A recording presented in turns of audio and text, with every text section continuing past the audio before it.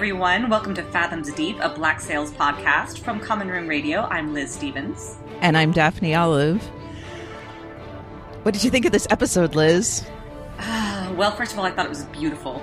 It is beautiful. And also very intense. And also, oh my God, Flint versus Silver. We're here. It happened faster than I thought it was going to happen.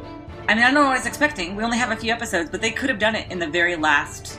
I mean, they could have done it in the last 15, 20 minutes of the last episode if they wanted to. And have executed it beautifully. But to get us here already is pretty exciting. Well, I have theories about that, so we'll save that till the end. Okay, I want to hear them.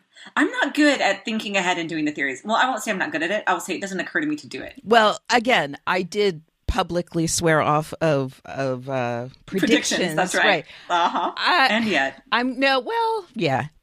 We'll get there at the end. I mean, at the last few scenes, it's not exactly predictions what I have. Maybe I'm trying not to do predictions because, that's just a fool's errand in this show. So true. But analysis of what might actually be going on. How's that? Okay. Fair enough. No, I'm ready for that. Okay. I'm here for that. And I just wanted to make a few announcements to everyone. One, we have Fathoms Deep t-shirts now. Yes, with that beautiful ship design that I love so much. Including the hashtag adult feelings shirt, which is pretty great. We have hashtag adult feelings and hashtag proper pirate with our logo ship, and they are awesome. Mm-hmm. So I'm going to have the link to that in the show notes for anyone who, wants to join us in wearing Fathoms Deep shirts. Mm-hmm. We had a beautiful interview with Hannah New. For anyone who hasn't checked that out, one of my absolute favorite episodes of ours.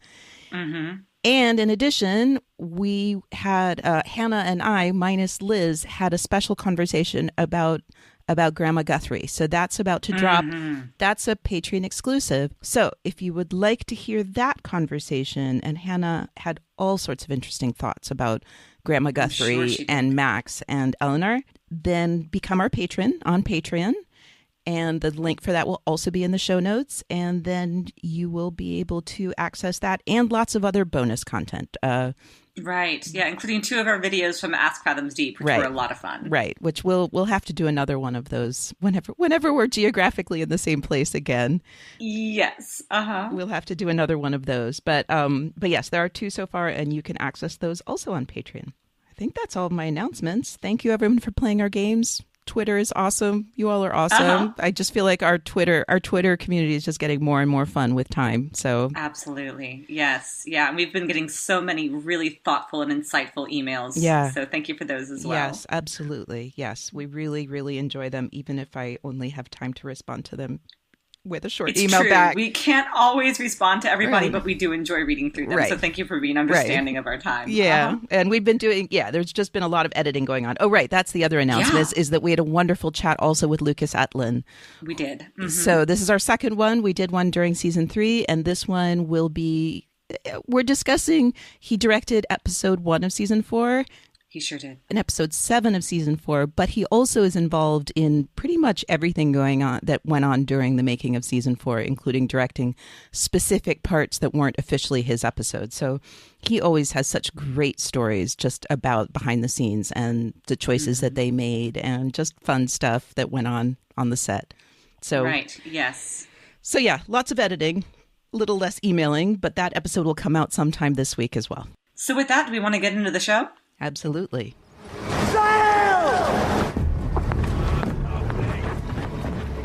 So Liz, I have a treat for you. Oh, I love treats. Well, yeah, I think you'll like this treat. We are going to go through this episode chronologically. Yay! Thank you. It's so much easier for me. My notes are always chronological. Okay. So we are going to go. I mean, it's really interesting. I feel like this episode pretty much has 2 stories. We have the walrus story, and we have the Philadelphia story with a little bit. Philadelphia story. Sorry, that's cute. Totally. No, not that one. No, not that the other one. The piratey one. Right. So yes. So we have that, those two main stories with a little bit of other stuff sprinkled in. So it just seemed to me that chronological was the way to go this time. And then sure, probably will continue to be. I think we're just going to get like the last 2 episodes. Oh my God, there's only 2. There are only 2 more episodes. I know. That's fine. This is fine. I know. Everything's All fine. right, calm down. Calm down. We will survive this somehow. I know. Oh. Although I have to say that even with recent happenings, which we'll get to momentarily, and also after the interview with Hannah New, I'm looking forward to going back and starting from the beginning, because those things are going to alter the way that I see the show. Absolutely. I think, yes. I mean, I think I haven't even gone back to the beginning of season 4, because we've been so busy. Oh, right. Of course. Although I've been tempted. Like, I feel like already, you know, the later part of season 4 is reframing the beginning of season 4 for me. Yeah. And then, the whole thing, it's going to be amazing to watch the whole thing as one unit. That, as sad as I am, super excited for it to be a full story from beginning to end, and being able to really continue to unlock all of the stuff, which is not us promising that we're going to start podcasting from the beginning, although we will do episodes. No, that would be insane. Sorry, just in case then because getting everyone's hopes up. We are going to do special episodes after season 4. Yeah, and it would not be a bad idea. Those special episodes, especially the roundtable episode that we've discussed with Lauren, Alistair, and Andrew. Mm-hmm. It'll be good to have watched everything back through, I think. We will talk to John, and we will talk to... and talking to John again, having seen it again from the beginning, will be good. Also. Right, exactly. And right. So and then I would I have a few ideas in my mind which will be neat kind of like overall episodes we could do, that the other kind of beginning to end concepts that will not be episode by episode, but I think it will be really valuable to look at the story as a whole from a few different perspectives. Yes, I completely agree. So we'll have lots of fun with that afterwards, but we're still in season 4 now, so let's talk about this episode. Yeah, yes. Let's get started. Prepare to board. Aye. All right. So we start with Rogers on a horse. Very spooky, yeah. Kind of this midnight ride of Paul Revere thing going on, which I liked. And he was wearing a mask. He was. Yeah, we didn't know who he was at first. Right. Which was very sneaky. Didn't know where he was going. I keep wanting to, I kept looking at him with the mask and going, okay, the other person we've seen riding through the night with a mask is Flint, but I still can't. It's usually Flint, yeah. I can't figure out, what, if that just is random, or if there's, he is going to Miranda's house. He went to Miranda's house. Can we just stop going to Miranda's house now? Right. Yeah. Well, I was just thinking that the whole episode is so suspenseful that the setup was kind of preparing you for that. Yeah. No, I agree. And then he comes to Billy, and this conversation, this set the tone, I felt, for me. It certainly did. Whew. So, I have a lot to say about this conversation, and I have questions for you about this conversation. Okay, so whatever. He puts a gun to Billy's head. That was very dramatic.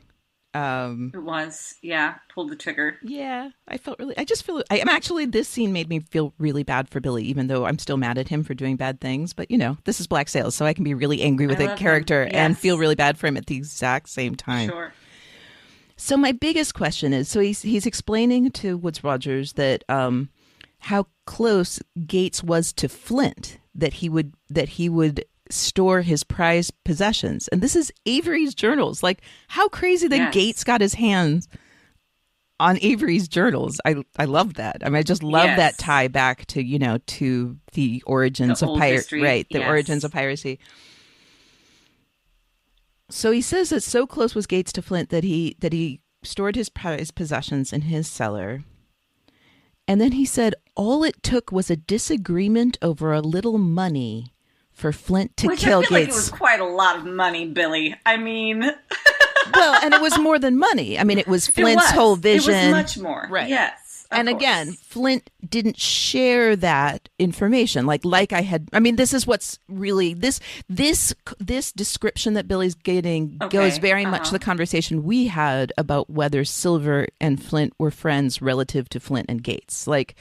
So I feel So, okay, my first question is, do we think Billy really thinks that that's why Flint killed Gates, because of a little bit of money? Or is this the way he's telling the story to Rogers? This is the way he's telling the story to Rogers. Okay. Yeah, I like that version better. So. Although even that, I think that it did affect Rogers, maybe because it is the same cash.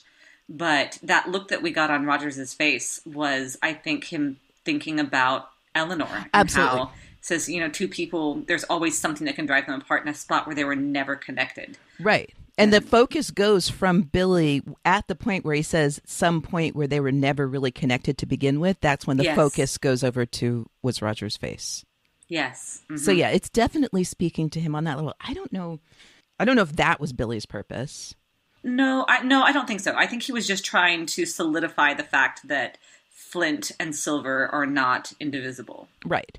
So you think that, I mean, that was my big question. So like he's using Gates and Flint as an example to show that if Flint could turn on Gates, then Flint and Silver could be divided because, and again, I don't believe that it was an equivalent friendship at all, because Silver and Flint are true partners, and Gates and Flint never could be true partners because Flint never really let Gates in on the grand plan. Like here, it's... Yes. Okay. Yes. You see what I'm saying? I do. Uh-huh. So I guess, my question, and I think this is an important question, is how much does Billy see them as equivalent? And it's possible that he sees them much more equivalent than I do, because Billy's experience, Billy's experience of Flint and Gates is that Gates kept saying, well, he has a plan and I'm going to support him. Right. He didn't know, I don't think Billy knew to what extent Gates was not really being included. Yeah. Right. Well, and even when we talked with Tom in the interview about how so much of the relationship that Silver and Flint had took place so far from closeness Billy. that happened, right? Right, that he can't wrap his brain around that. Although by now he must.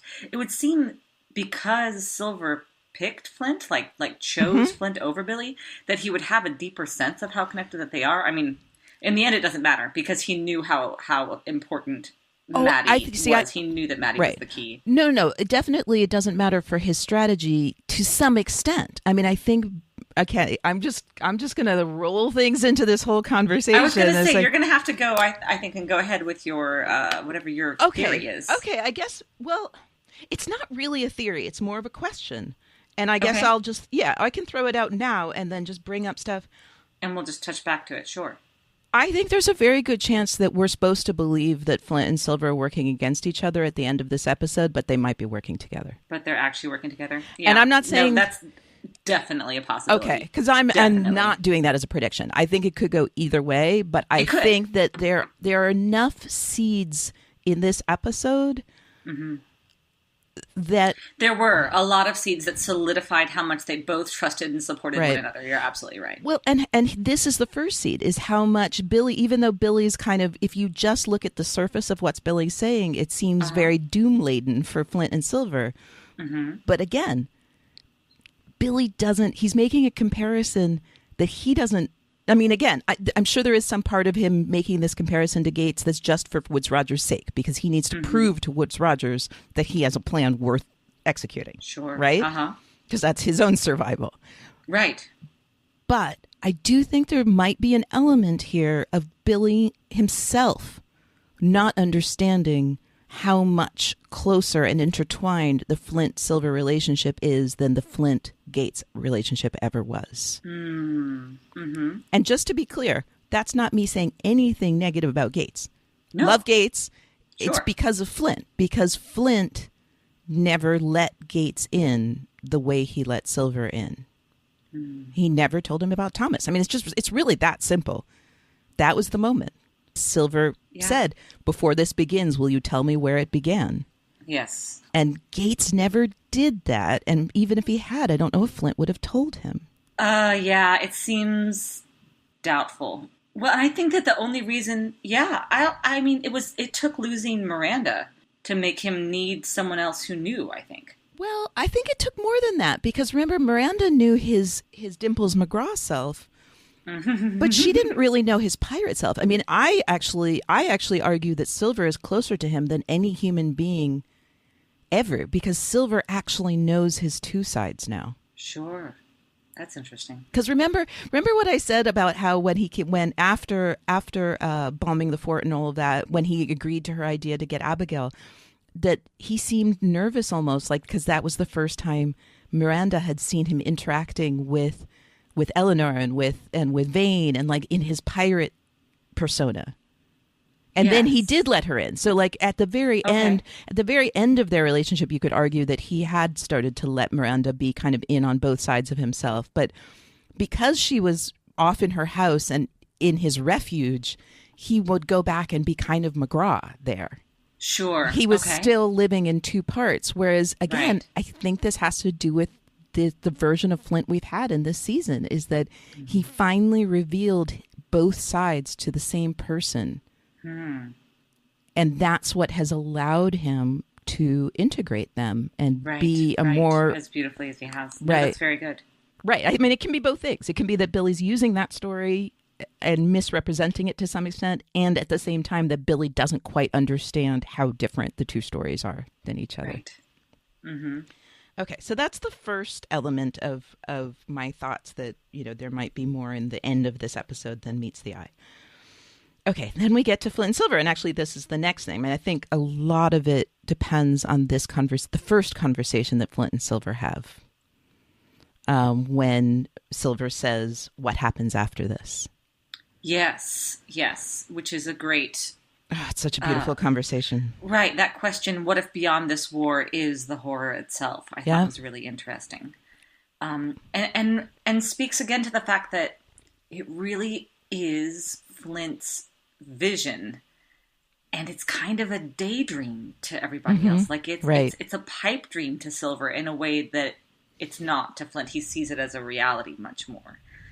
But I wonder, I mean, with anytime these two are talking, they're both right. Yes, I think we've gotten pretty used to that. But yeah, it's a great question. Well, and I think it also speaks to this question we've always had about Flint. Like this question of whether there's something beyond the horror is the big picture versus small picture question, right? So that's one of our themes always has been, like, people who think about, the large dream and what they're willing to sacrifice for it, and the people who are like more kind of living in the moment. Show me my future here in this room. Right. Yes. Which I'm not gonna accuse Silver of being that guy exactly, although his he's always been the shorter term goals. Yes. But also this brings up this question about Flint, the fighting for sake of fighting. I mean, the real question I feel like that Silver's asking here is, are you fighting for the sake of fighting? Oh, yeah, which was Miranda's question. That was Miranda's right? question to him. And I mean, I think to some extent, anyone who knows him well is bound to ask that question. I mean, you and I certainly have multiple times. And I think this is the first time we start to see him ask it of himself a little bit. Exactly. When he's talking about if there is a way to actually be free of England. Oh my God. And that kind of, I don't know if it was a fear, but when he said he couldn't believe that men were designed in such a way that they can't be they couldn't be anything else, that we've grown so used to the yoke, right? That there can be no progress without it. Right. And he says that we're so poorly made. I mean, this is so poorly made. Right. Yes, he says, I can't believe that men are so poorly made as that. Yep. That we are incapable of surviving in the state in which we were born. Right. That basically really that we learn to bear the yoke and then we can't live without it. He's saying that our natural state is actually without the yoke. And this is the idealism of a revolutionary. I mean, basically no revolution ever happens without a basic faith in humanity. Oh, that's good. Yes. Right? I mean, you can't. Yeah, no, absolutely. Yeah. A basic faith in humanity and respect for the individual, I think. Right. But also the belief that the individuals, when given a better option, will actually rise to it. Yes. Yeah. No, that's well put. And that's the difference. That tyranny, the belief in tyranny, is basically based on an idea that human nature is corrupt and needs to be under a yoke, that needs to be bound by all of these strictures. And we've seen Flint do that on small scale levels all the time. We talk about how paternalistic he is on board the ship, for example. But it does seem clear that the vision he has from NASA in particular is one in which once the freedom was attained, he always spoke of retreating, of, of carrying that oar inland. Right. Well, and this is a reiteration of that. I mean, there have been moments where we've not believed him about that, where he's had a hard time, or has looked like he wasn't really going to be ready to give up power, that he was so needing to control everything. Or, I mean, I don't know if I ever felt like Flint was like in the power for power's sake, but that he wasn't trusting people. And this is a moment where he is trusting people, and maybe trusting because, unlike Silver saying that that's a lot of suffering for the sake of blind faith, he's like, well, no, it's not blind faith because I have the right people. And this next part of the conversation I found very moving. I loved when, Silver said, you think that much of you and I. And he said, you and her can accomplish together. And then, yes, Flint, praise Maddie more, please, I wrote in all caps, because doesn't she deserve it? And I love that, in my language, that Flint also sees Maddie. Like, he is very, very aware of her capability and the value that she has to their movement, but also as a person and to Silver. He sees all those things. Yep. He does. I just wanted to bring up one bit of wording that delighted me. That Flint said we need the right people, he said, to hold the world together. And I just felt like that was a bit of a callback, maybe not intentionally on Flint's part, but that Silver always talks about holding things together with both hands. Oh, yeah. Which is a phrase that Silver has used multiple times. And we know that that's what Silver's good at.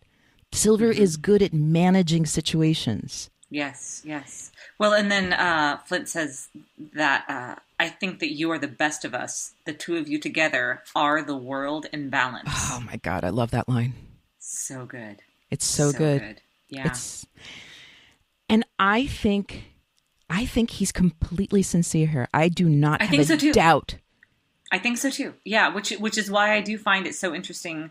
He's hiding the cash now. I don't see what his plan is. I know that he's got one because he's Flint. Right. So, and he is not willing to surrender Maddie. He's made that very clear. All right. Well, we'll get. I know. I'm very interested. I don't know if there was ever if there was ever an episode that made you just be dying to see the next one already, it is this one. Yeah. Had I been binge watching this at like 11 p.m. or something, and they were all released, I'm like, I'm done. I'm up for another pour the coffee. Had it been 3 a.m., I would have watched the next one. Oh wow, you are committed. Well, you do know who I am. I do. But yes, I love this, and there are a few things that I feel like the whole season was building up to this moment. Like, sure. I think it's crucial, like, in addition to me believing Flint at this moment and thinking he's totally sincere, I think it's crucial for us to believe him at this moment. Again, partly because I do think that I think there's a good chance, I'm not predicting, I think there's a good chance that Flint and Silver are actually working together at the end. Sure. But I love how the whole season has been building up to this. Like, had he not been the peaceful Flint that we've had this season, we wouldn't believe him now. Yeah. Okay. Right? Because he's so quiet and thoughtful here. I mean, his attitude, the moment that this conversation reminds me most of, not to break your heart, but is the one. Yeah. Well, Thanks. Sorry. You did decide to do a podcast about Black Sails, so really, you signed on to heartbreak a long time ago. But the conversation, this conversation most reminds me of is the one in the end of season 2 when he's talking to Miranda and he talks about the Flint that disappeared, the Flint that he chose his name from. Yes, just his attitude, like just everything about his demeanor in this, and even like the angles that we see him. Like, I just felt like everything in this conversation was Flint kind of resetting back to that place. And that place he went pretty quickly from like quite crazy Flint to that Flint, but we believed him because Miranda had sold this idea to him of Charleston.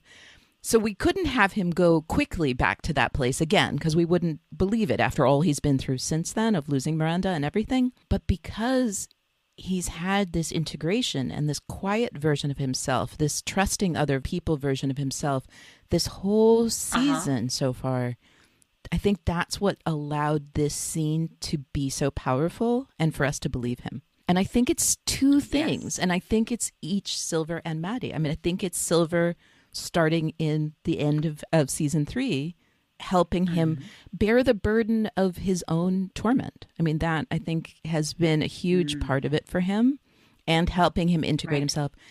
But really, with Maddie, it's the moment when she quoted Cervantes to him.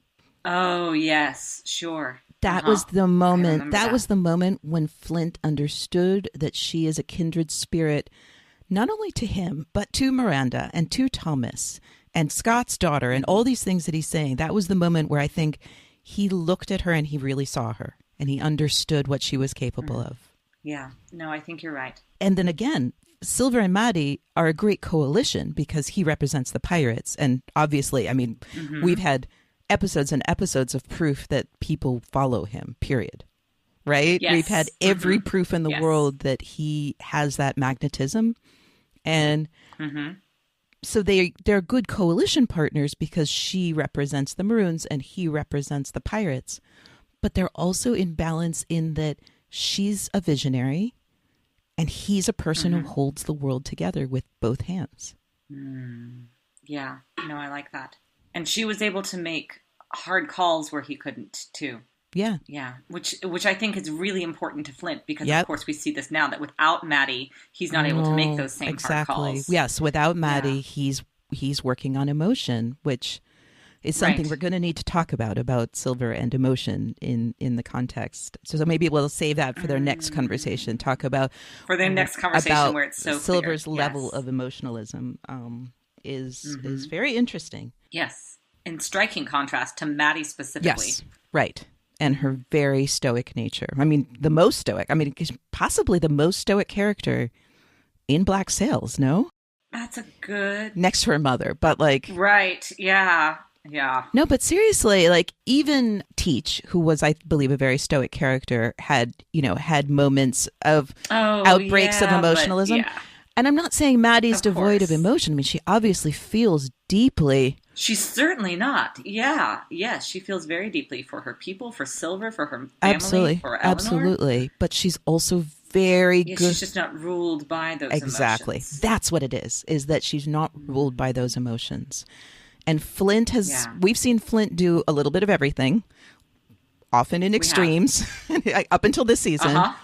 But I would never have described him. But ultimately, his motivation is emotional. Right. Yeah. Right. Exactly. When you get all the way down to the core of it. Exactly. It's emotional.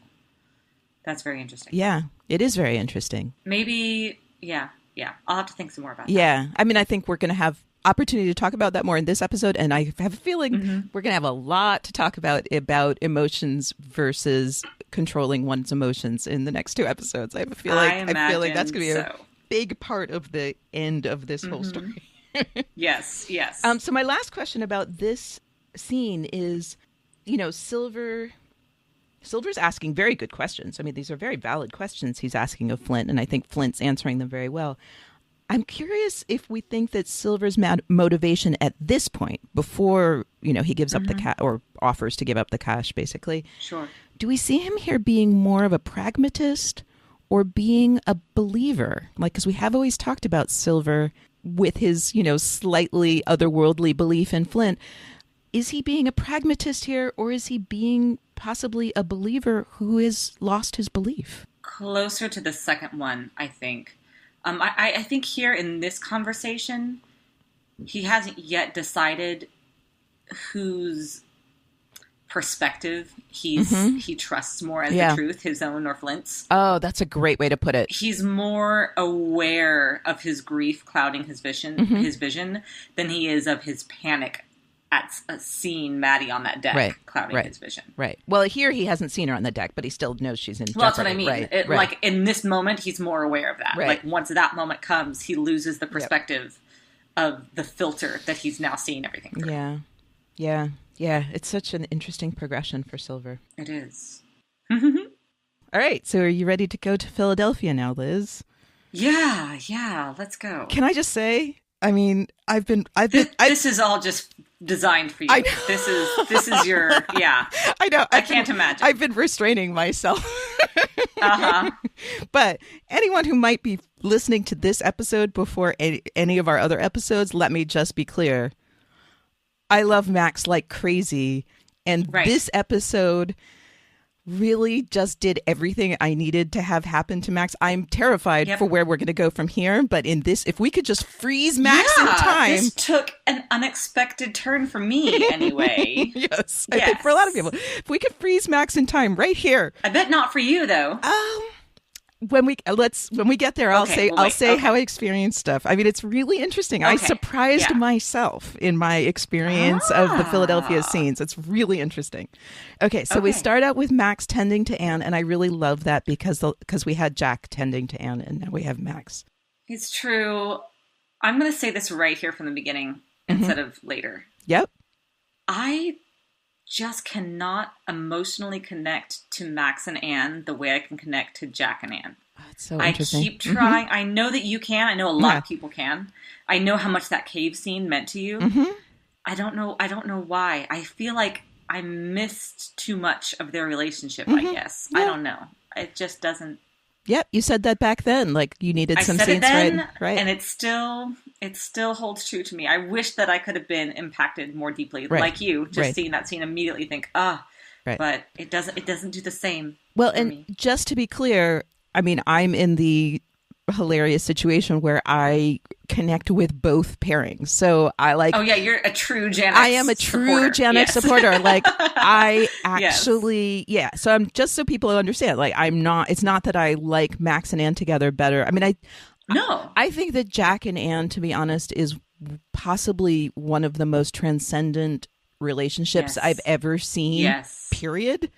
Right. Yeah. So it's really hard to even compare. Right. Sure. You can't really compare, but I love Max a lot. And so I love the Max and Anne relationship too. And you know, we over all of the times we have talked about that Jack is Anne's twin and Max was her lover, and those are different things. And even though Jack was also her lover, but it's, you know, I want the three of them to live a beautiful life together. Which I just can't, and maybe that's it. Like, I just can't ever see that happening because Jack and Max butt heads so much, I suppose. Maybe that's the problem. Yeah. And then I feel like if I have to pick between the two couples, which it looks like they're making me do, or they're taking that decision from me, rather. Right. But they're like, oh, but isn't this sweet?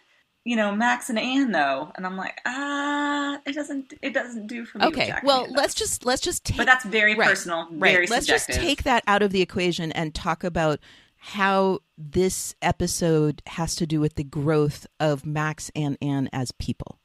Because I think if you look at that in this episode... Also, thank you, Bear McCreary, for helping bring back those old Anne moments with that beautiful score. Exactly. Gosh, it's so haunting. So we have them tending to each other, and Max is talking about their future, and Anne says, why are you talking about us as if it's a thing? And then I love that she says, I don't know who broke it first, but it broke. Mm-hmm. And she's right. And it's hard to say who broke it. I mean, it really is. She says there ain't no putting it back together again. Yes, too. That's true. I think that's what really killed Max. I mean, reminding her that it's broken isn't as painful to her as... Yeah. Sorry. Yeah. No, I see where it's emotional.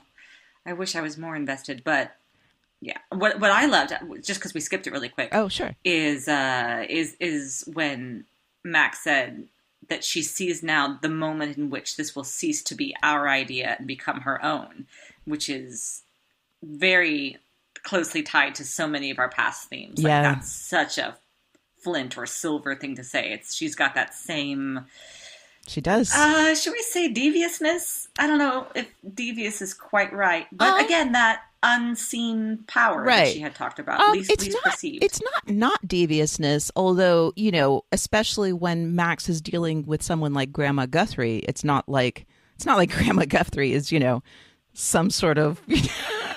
lightweight compared to Max. I'm not... Absolutely. No, you're totally right. So yes, if Max was going up against, you know, someone with much less wits than her, I might feel bad about that. But this is Yeah, I mean, yes, she's very astute and she understands how to move people in the direction she wants, as does Silver. So I guess what I have to say is, as does Flint, although Silver does it. I mean, I've always said that Silver and Max are much more equivalent on this level. Right. That Flint, he's smart and he's subtle, but compared to Silver or Max, he is a blunt instrument. Yes, sure, fair. Again, this is, I mean, maybe if anything, I just see this as honest. Like, this is what people do with each other. We do influence each other in ways that are unseen constantly. Course. And Max and Silver are just people who are willing to own up to it. Mm-hmm. No, I like that. I know that a lot of people dislike Max for this kind of outlook on people, and I'm just like, well, it's the only option that's been made available to her. Exactly. Too. Well, and that's going to be made explicit very soon. That will be made explicit very soon. You're absolutely right. Okay, but first we have a little mini moment with Rogers and Soames, and I was like, oh, maybe I'll skip this, but I think there's two things here that are super super important for scenes afterwards. So if you don't mind, I'll just do those real quick. Sure. First of all, Rogers, he's on the warpath. But also, I like that when he says that the solution to their problems will not come from a council meeting, and then he talks about civilization, Soames says, the defense of civilization is not your responsibility. Right. Your responsibility is to protect commerce on this island. Mm-hmm. I find that interesting, especially in relation to a conversation that's going to happen between Max and Grandma Guthrie very soon. So this is a kind of reframing. Like, we've seen this about a war of civilization and Rogers as this warrior. But again, it's just like, dude, like, I don't know. I just feel like Rogers is just like, he's just all about revenge. And he's just like, he is now cloaking that in whatever he can find in his closet that will make himself feel better about it. Like, when did he become Mr. Civilization? When did he become Mr. like doing things for the good of Nassau? He just burned Nassau. Like, seriously, right. The pirates are like the danger to Nassau. He's the danger to Nassau. Right. He just burned the island down and killed everyone. Oh, you put it that way. Yeah, exactly. Okay. Plus, he was an hour late to that meeting, and that's just unprofessional. Yeah, for real. Seriously. Burner of islands, late to a meeting. Those are definitely the same thing. Look, sometimes it feels like it. Okay? Yeah, that's totally true. Totally get it. And then we have Mrs. Hudson and all of Eleanor's clothing. Eleanor's clothes. All of her old clothes. I was your red jacket that you love. Moved by that. Right? The red jacket, the striped skirt. The belt. The belts. I know. All we needed was her keys. I know. Actually, Hannah says she needs her keys. So if anyone's listening who has those keys, we read in an article with Lauren that Hannah would really like those keys. I promote giving them to her as her remembrance of Black Sails. Mm-hmm. But yeah, wasn't it interesting though that she's putting away Eleanor's old clothes. Yeah. Old Eleanor. She's putting away old Eleanor. Yes. It was very interesting. And I wrote that down even, like, why these clothes specifically. I also found it very tender, the care in which she took in folding the clothes, but I did wonder why there wasn't one of the civilization dresses laid out as well, because it did feel like it spoke to this old Eleanor. And of course, then we go back when she finds the journal of the kinds of plans that Eleanor used to make and how she used to make things happen and put things into action. Right. And I wonder if that is supposed to speak maybe also to Eleanor's integration, to how much all of these characters are evolving, I suppose. Yeah. I mean, I think it was, I mean, the bit that she reads to herself was actually when she was with Rogers, because she's talking about protecting her husband. But then when she talks to Mapleton, Mapleton's back. Mapleton is back, and all the girls are topless again. Yeah. Oh, yeah. I'm so glad you noticed that too. Right? Oh, yeah. Okay. Excuse me. Yes. Who wouldn't notice that? No, but we had the theory. Remember, we had the theory that they were covered up. We were right. Right. We were. They were covered up because of Max. And we were totally right about that. Yep. And I'm I'm super pleased with us. Pat on the I know, back. seriously. We are patting ourselves on the back right now. But yeah, I do think that there was some, for me, it was, the last time that, was it the last time that she saw Eleanor? I think it was, when they were in the fort near the end of Eleanor, when she talked about how much she had come to respect Eleanor and that she was trying to be better every day than the day before. Mm-hmm. I feel like what the old clothing was showing us is that Mrs. Hudson actually had tenderness towards the old Eleanor, the Eleanor that she had scorned when she first met her. Oh, that it put her in a place very much, Daphne, of like loving all the Eleanors and not. Yes. I'm sorry. No, it's okay. That was a good kind of heartbreak. That was good. Remember how much I didn't care about Hudson in the beginning? Yep, I know, right? I care a lot now. I know. Thanks. I know. Yeah. I know. Right when she starts doing dangerous shit is when we start really caring about her. Damn show. Now they're just going to shoot her. And be like, what? I know. We know how this goes. I know. Oh, goodness. All right. All right. Okay. Now we're going back to the walrus. Yes. Oh, okay. Okay. Help me understand some of this. Okay. Wait. Before we do that, can we just raise a glass to Kofi? Because raise a glass to my God, Kofi, I was so disturbed by that the first time. Oh, I know. Like, I knew you would be. It was really disturbing. It was really disturbing, right? The way it was done was really disturbing. Right. Yeah. And like that you see Flint even, like the pirates did not expect. Flint even. Right. The pirates did not expect that to happen the way it did. Right. Which is so surprising. Yeah, like at this point you would think that he would. He didn't see the keel hauling. He didn't see the keel hauling. That's true. Remember? Don't see it. Remember, No, I do. And in the beginning in Nassau, it seemed like, even to us, it seemed like it was Behringer was the one doing all the bad shit. I mean, this is not the behavior of a governor. That's right. Remember, Flint? You're right. Flint made the deal with Eleanor because he thought Rogers would go along with it, and Jack had to say no.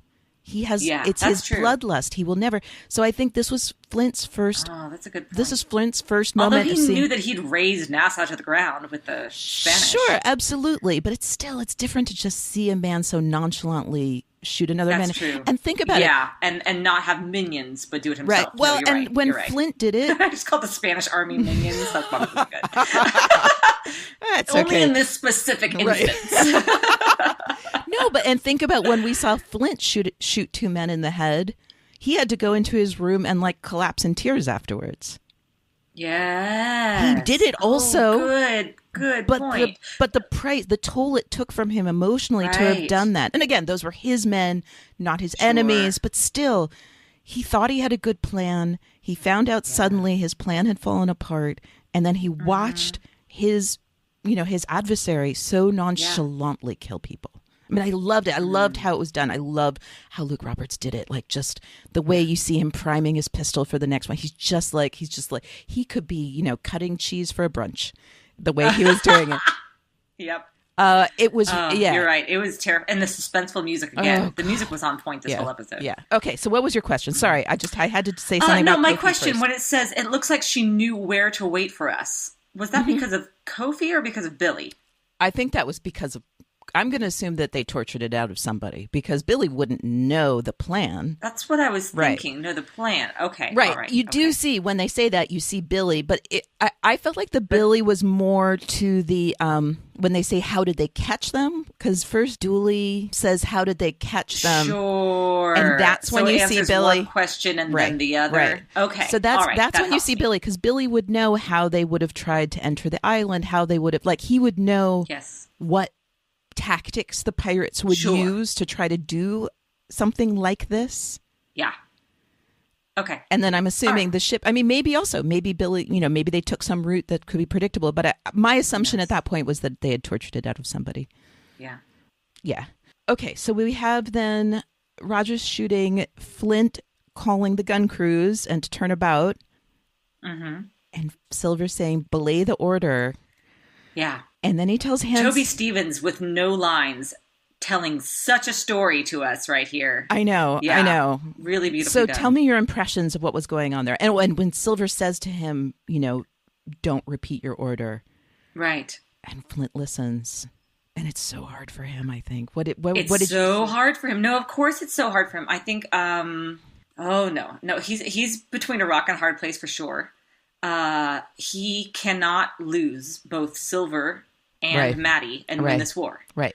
He also loves Silver, I think. Yeah, I think so too. I really think he does. And he has compassion for him in this moment too. Yeah. But there's not, he also has a sneer of, I can't believe you just fucking did this. Oh yeah. And he shakes his head towards too. there at the end and shakes his head. Oh yeah. He's super disappointed.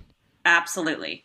So yeah, I guess that was the ride I went on with Toby Stephens. Right. No, absolutely. Mm-hmm. I feel like he goes through, he's shocked. Yep. And disappointed. Dismayed. Betrayed. And sad, right? Super sad. Reminded me a little bit actually of the look on Billy's face. And when we talked to Tom about how, when Silver chose Flint. Right. It broke his heart. It broke his heart. And now Silver's choosing Maddie in a way that Flint doesn't believe he has to. He thinks that there can be another way. Right. But I was going to say his love for Maddie, which it is, but also his panic, his sheer panic in this moment. And the panic, I think, superseding his belief in Flint. Right, exactly. That's what I was going to say, is that I think Flint's experiencing the panic as a lack of belief in them as a team. Well, you think that's how he sees Silver's panic? Is he thinks that that's what it is? Yeah, I think he's experiencing that also as a bit of a slap in the face from Silver because... Sure, yes. Yeah, absolutely. After all this time of, Right, and after him just saying how much he believed in Silver and Maddie and how much he, thought that they were the answer and the two of them more or less ruling together. Right. Well, and he found out when they brought up the cash that Silver already had chosen to not 100% believe in him. Right. Again, right. Of course. I understand Silver. I would be freaking out too if this was the person I love. Yeah, I understand Silver completely, but I think from Flint's perspective, this is breaking his heart. I think you're right. I think that very much compares to what Billy just experienced with Silver. Yes. And honestly, Silver seemed to struggle with it more when it was Billy.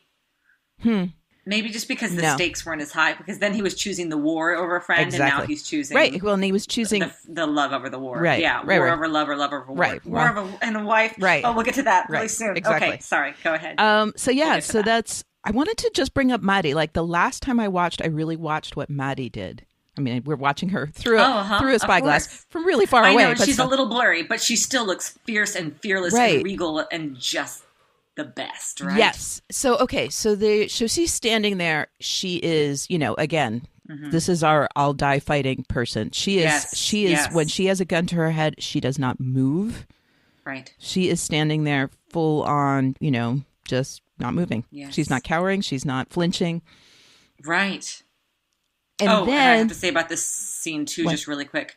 The sound design, not only that suspenseful music, but that gorgeous echoing gunshot. Right. Yes. Oh, I know. Beautifully done. I know. Right. It's just those gunshot. Yeah. Just going down to your soul. Epic. Down into your gunshot, down into your soul. Yes. Right. Because it's just, that is the breaking of everything in a lot of ways. It's so subtle, but it is. Yeah. So okay. Maddie doesn't flinch.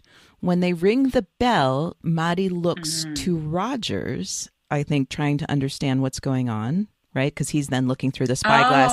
And did you notice how he had that spyglass? He was just like, he had gun to her head, and he was just like, oh, okay, I'll take this instead. Like, they knew exactly how this was going to play out. They knew, yeah.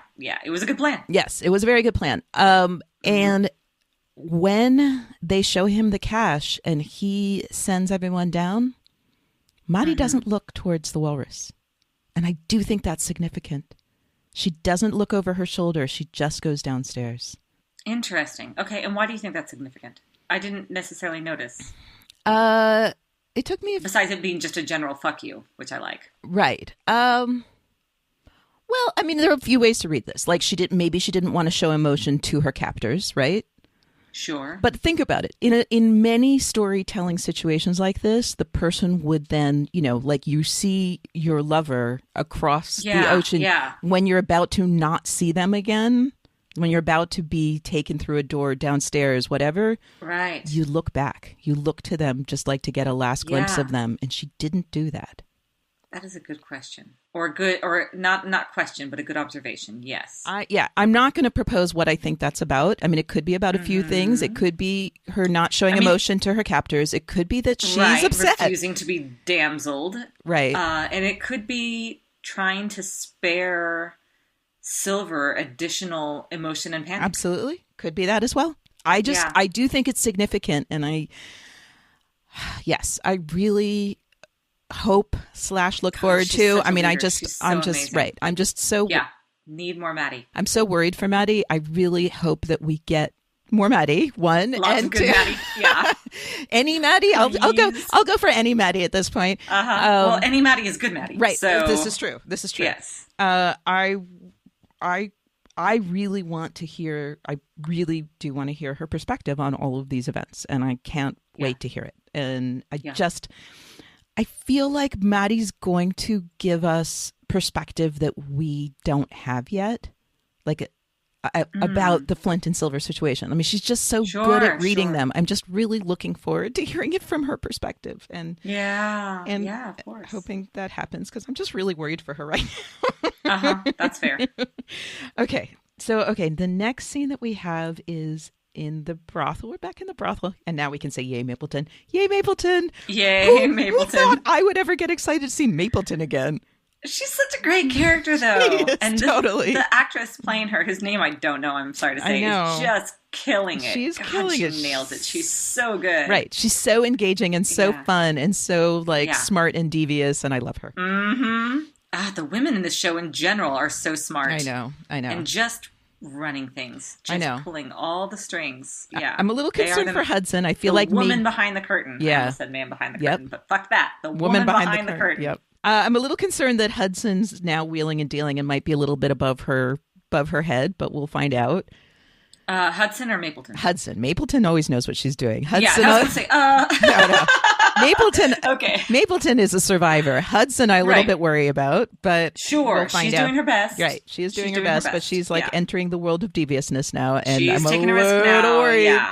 Yeah. I mean, she is a spy, but she was forced into that situation. That's true. This is very different. Right. Yeah. Okay. Right, and we talked about the nudity, and then we have the Jack reveal. Yes. First, I want to say really quick just how much I loved the beauty of the line that Rogers's grief had unmoored him from sound judgment. Oh my goodness. I love that too. Yeah, that was really beautiful, purposeful language, I think. Absolutely. And that goes back to our imagery of drowning and our imagery of lack of tethers, right? Yes, it absolutely does. Unmoored is a lack of tether situation. Love it. Yeah. Yeah. That. Was Eleanor his tether? Like, was he able to be a more civilized member of civilization because Eleanor was his tether? Like, we know that, That's a good question. Right? Because we know, his story about the Spanish ship shows us the brutality he was capable of, and then we see the brutality. I remember what Hannah New had said in the interview about, marriage making you want to be the best version of yourself. Maybe it was that more than her tethering him to civilization. Maybe she tethered him to his virtue. Right. His better side. His better nature. His unscarred side of his face. Yes, precisely. Yes. Then, now we start getting into the whole Skeleton Island part of the story, which is really fun. And I feel like I don't quite have a grasp of all of what's going on here with all of this storytelling and stuff. But it's very it's very Treasure Island-y, piratey now. Yep. Like when we saw the map, I just got kind of a little glee of excitement anyway. When Billy first opened that, it was just beautiful. It was like, that is a legit, treasure map, basically. It's so great. And then, of course, when Flint starts telling the story about Skeleton Island, it was gorgeous. The first time I watched this episode, though, when they start mentioning all this here, completely lost on me and confusing and actually kind of threw me out. Were you able to follow along completely? You mean like when? Well, I'm talking about, we're not at Flint yet. I'm talking about when DeGroote's explaining it to Ben Gunn. That part. Well, but first Mapleton says something about it to Jack, right? Like, you asked where where Captain Flint was going, and now I actually can possibly tell you. I'm like, I don't know how she leapt to that as quickly as she did. Well, so that's what she got from Hudson. That's what Hudson was offering her. Hudson was basically offering her information about what Roger's plan was. Okay, so we skipped from Eleanor's journal to Rogers's plan. Of course. Okay, that clears it all up. Right.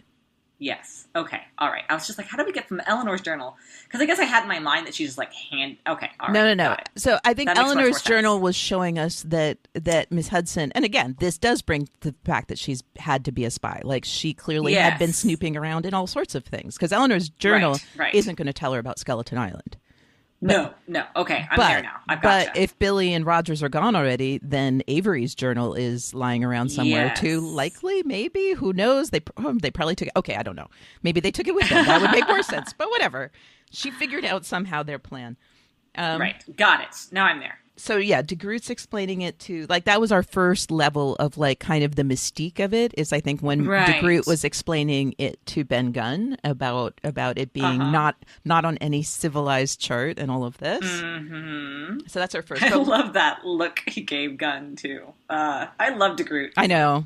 I want more DeGroote. He's so great. Wait, yeah, wasn't that one of your, like, all your spin-offs that you wanted? You wanted a DeGroote spin-off? Were like, well, I don't think it was a spin-off. It was when people said, what character do you think is the most underused or underutilized or underappreciated? Yep. I was like, DeGroote. Yep, that's totally true. Mm-hmm. All right, so now we get to Silver and Flint's fight. Yes. It's beautiful. This is another one. Flint's not wrong, but Silver's love for Maddie is just they're both not untouchable. Wrong. Right? They're not wrong. Because he's followed Flint blindly, but I feel like this is not the time to ask for a return of that favor. That feels like not playing fair. Like, you don't do it like this. Right. Well, right. I mean, Silver's right. Flint has put Silver many times into a bind where he has to make decisions quickly and do things that are against his will. I mean, it's not like they've always sat and conferenced and calmly gotten to it. Right. Calmly gotten to a decision.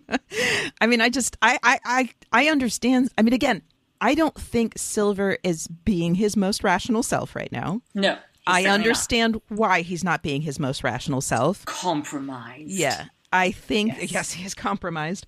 I think that his demands that he's making of Flint here are completely legitimate. Like, that he says... In this moment, though? Again, I don't... Like, to me, right. In theory, yes, this is a legitimate argument you guys should have. Right now, though? Right. Again, I don't know. Again, I mean, this is where the thing I said in the beginning really becomes... So let me just, like, put the bullet points of what happens in this fight together. Yes, please. Okay, sure. Okay. They're not many, but it's just like, okay, so if Silver's, they're yelling at each other, and Silver says, how many times have I followed you blindly? Killed people, done things. You will now return the favor. Do not ask me to choose between a war and a wife. You will not like that which answer. I love. Yes. And he says, and then he flips it. He says, I basically did stuff for you in the past that was really difficult. Right. He said, I don't expect understanding. I mean, these are words that Flint could have said to him in the past. I do not expect understanding, but I demand your support as a partner, as a friend. Right. Do I have it? Mm-hmm. And Flint says yes, very quietly. He says yes. Mm-hmm. Now, that's where we leave them. Right. This is ambiguous. So I remember saying, okay, great. They're going to, and Silver says, he's like, look, we will figure out how to put things back together, which is something they've been good at doing. Like yes, absolutely, sure. Yes, Silver is making choices from emotion, not from rationalism right now. But at the same time, he's saying, look, we're scrappy. We do this shit. And Flint's totally right, too. He says Julius is going to see that hole in the ground and say, and war's off. Like, war is now officially over. Yes. Like, war plan's over. So, like, they're both totally right. But Silver's also right that they do. Like, they've been in bad scrapes before, and they've gotten through it. So this is why I'm saying they left us off. Like, and that's it. We end at the yes. We don't know what happens after that yes. Very true. Off camera, the two of them could be hatching a plot. That's true. Okay, that's true. As Or long not. as they're talking about But it that's what together I'm- rather than just right. saying, okay, we'll do it your way. But that's what I'm saying. Blind faith. Right. Okay. It could be that Flint says yes and then double crosses Silver. It could be that they have a plan. I just feel like this episode leaves us not knowing which it is. There's some ambiguity. Right. Okay. And I think ultimately, I mean, maybe I should save this for our last scene, but ultimately, I think my main argument for this is just, I don't see a world in which, even with this amount of emotion, even with John Steinberg having said that love is the unofficial theme of this season. Oh, I right. don't, right? God. Yes. He did say that. He did say that. Okay. Uh-huh. Even with all of that, I don't see a world in which Billy and Rogers can outsmart Flint and Silver. Flint and Silver. No, you're absolutely right. Like Rogers, do not see that world. Do not believe in right? that world. Rogers, who textually, like we have had anytime Rogers does something smart, it's because someone else handed it to him. It used to be Eleanor and Max. Right. Now it's Billy. Like it was, Berenger. It's just like people hand him tactical plans. I mean, again, episode 1, that was a good tactical thing. So we don't know. Maybe that came from Rogers. Maybe he's just really good at warfare, like sneaky warfare. But again, we've seen him over and over again being handed, when it comes to like outsmarting people, we've seen other people hand him those plans. So like, as far as I'm concerned, Rogers, no match. Billy also, like, he's kind of good at this stuff. Like he did the whole resistance thing in Nassau, but like up against Flint and Silver. So like the only thing that would make it a level playing field is this amount of emotion. But we saw Flint with this amount of emotion and the two of them still functioning. So the question really gets down to the question of, if all of the emotion is in Silver, does it actually fall apart between Flint and Silver? Because we know that they can do great things when Flint's the emotional one. Right. Interesting. I don't know the answer to that. I feel like this episode... I feel like we're going to find out. Yeah. Yes, we will definitely find out. But I feel like this episode, if you look at it closely, is open-ended on that front. And that's as close to predictions as I'm going to get. Yes. I think that's wise. Oh, I think that's super also wise. More fun. Yes, absolutely. In my opinion. Okay, now we're about to get into, we're going back to Philly and... Back to Philadelphia. Oh my... Am I the only one who thought that bread looked like a big old slab of chocolate cake right at first? Well, I didn't. Was that just because I was on my laptop? Yeah, maybe. Could have been. It was really clever. I mean, it was really obvious afterwards that it was bread. But at first I was just like, is that just a massive slab of cake? Oh my goodness. Anyway. Maybe you just wanted cake, sweetie. Maybe I was just hungry. Could have been. For cake. Could have been. Specifically. Okay, can we just... Let's have a moment of Idele appreciation right now. Let's. First of all, Idele has had it up to here with Anne, which is really interesting. But her loyalty to Max is just... amazing. Unshakable. Yeah, and beautiful. And her reasoning behind it is gorgeous. Right. And now, am I jumping ahead? No, not at all. And now we get the right. explanation of that. So yeah, I would like to go through how her speech goes, because I think it's very beautifully constructed. Right. But yes, the overall thing is Idele, awesome.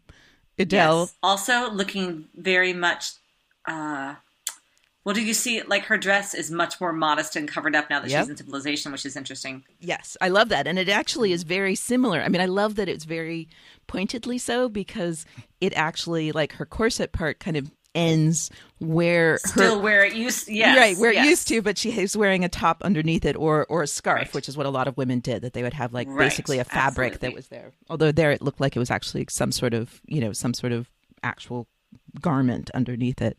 But yes, so it was neat, because her dress in this situation reminds you of the way she used to dress, and which makes the fact that those parts are covered up, I think, even more noticeable. Even more noticeable and meaningful. Yeah. Yes, absolutely. Yes, watching Idele's, from season 1, where we see her basically just like in a corset and panties. When Silver was hiding in her room? Yes. Like watching Idele slowly through the 4 seasons become more and more covered up is just a really neat progression.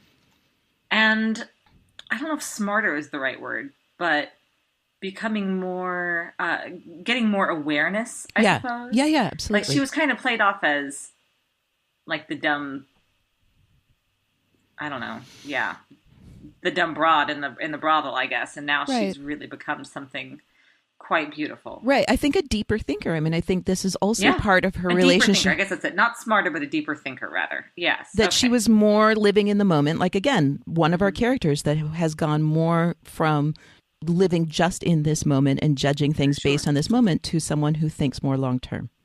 Yes. And yes. that's something she learned from Max, I believe. I mean, I really think that... She's learned basically everything from Max, Yes. I feel like. Yes. And, not a bad person to choose. Okay, so can I... No, not at all. Go ahead, yes. First of all, I wanted to give you credit because you said after the scene where Anne grabbed onto the glass, you said, they are going to show us Anne having a long time healing, and they have. Oh. And I really wanted Yeah. to... I wanted to give you credit for calling that, and I wanted to give the show credit for doing it. Right. Because... Well, and here with this long knife, too. Right. Because we kind of associate, like almost as an extension of her body, Absolutely. the swords and the knives. Yep. Yeah. Although, with all the haunting music, did you get the sense that she... walk me through what you saw with her walking over to the bread and unwrapping her hands. Oh, I don't know. I mean, something... Tell me what you felt. I don't know. I think she wanted to cut bread and she wanted to be capable again, and she's not right, yet. to be capable. Yes. I guess, no, it was just so slowly done, and the music was music so is like her metamorphosis reminiscent music. of that old Anne, Yeah. the metamorphosis music. Yeah, that I was afraid for a moment that with Jack gone, that she was really despairing, and they were Right. going to show us her doing something. hesitating between Right. just self-harm. Yeah. But I didn't see that hesitation at all. I preferred this choice because it makes her... I prefer her fighting for competence Right. rather than despairing. Quite a lot, of course. But for a moment, I thought that that's where they were going with that. Well, but that's what I think. I mean, I think, okay, now that you're saying that, yeah, I think that's what's beautiful about it is that we've... Right. That So do you we've think it was seen... intentional, I Yes. guess? Or do you Oh. think I just misread it? Oh, you mean that you thought maybe she was going to use the knife on herself? No, I actually Right, did. uh-huh. Now I'm remembering. The first time I saw it, I was worried good. about Okay, that too. So then I do Yeah. think that was intentional. Yeah, especially with the Okay. music callback. I mean, this was... The music is right, the thing that right, did it. Yes, absolutely. The music was reminding us of when Anne had a crisis of identity. And it would be Yes. very easy to think that without That she would her... do that now. Right, that without the use of her hands and being able to be a weapon herself... And Jack just leaving. Right, that she would have a Yes, crisis of that identity as well. combination. Right, and I think that's beautiful that we see that Anne, she's not happy, Right. but that she has enough of a core identity right now that she can survive and even make plans. I mean, Yes. Mhm. that she can be forward thinking even though she doesn't have her tools of her hands and Jack to support her. Yeah, no, you're right. I just remembered when you said that the first time I watched it, I actually thought the same. Yeah, that there's just there's That's a right. lot. How many times have you watched it now? You're asking me for real? How many times have I watched this episode? Okay. I'll be up front. So sometimes I watch an episode like really watching it, and sometimes I watch it just like while I'm making jewelry. So that I don't know if we count those. So like sometimes, Yeah, I do. So okay, so yeah, I'll always watch an episode straight up, like really focusing on it. Once at least, maybe twice, and then I'll just have it in the background a few times so that like my thoughts. So I probably watched it at least twice where it was just like in the background. And then I watch it to take notes, and then I watch it right before we talk. So what does that So mean? like 5-6 times? Yep, pretty much. Yep. Oh my God. Yep. Luke was not far off when he said that 10 episodes is like 100 watches for me. Yes. It's true. It's true. Because yes, I Wow, haven't even gotten that's into my impressive. proper rewatches after we finish podcasting. No, yeah. Well, yeah, I feel like I have to sit with it for a while. And like, Of course. No, it's great. I was just curious. Yep. Yeah. yes, I've now exposed Let it myself. percolate. I like that. Yes. Yes. So if anyone ever wonders, now you know. Yes. Right.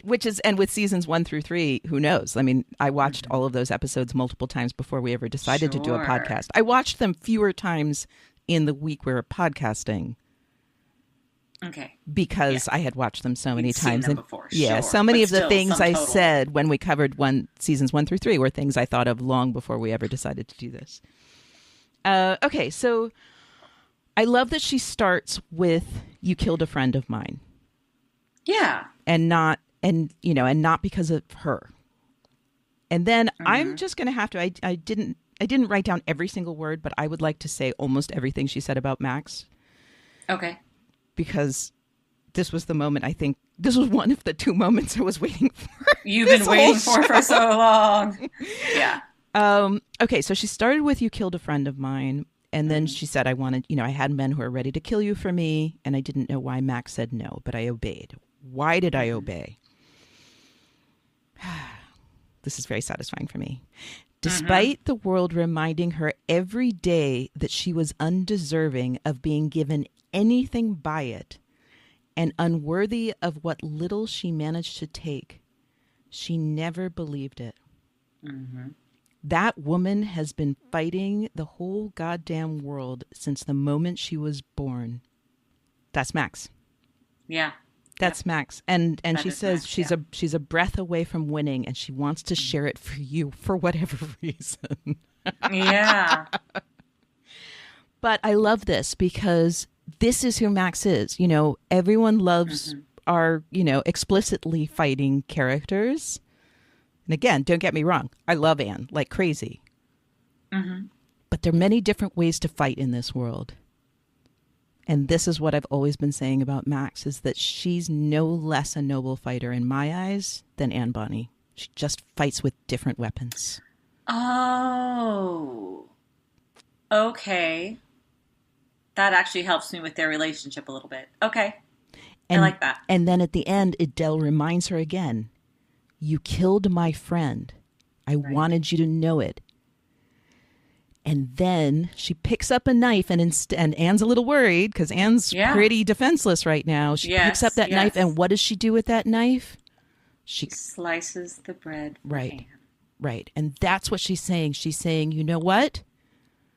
You have a beef against Max. Max betrayed you. You know what? You killed my friend. You're not so pure yourself. And you know what I'm going to do?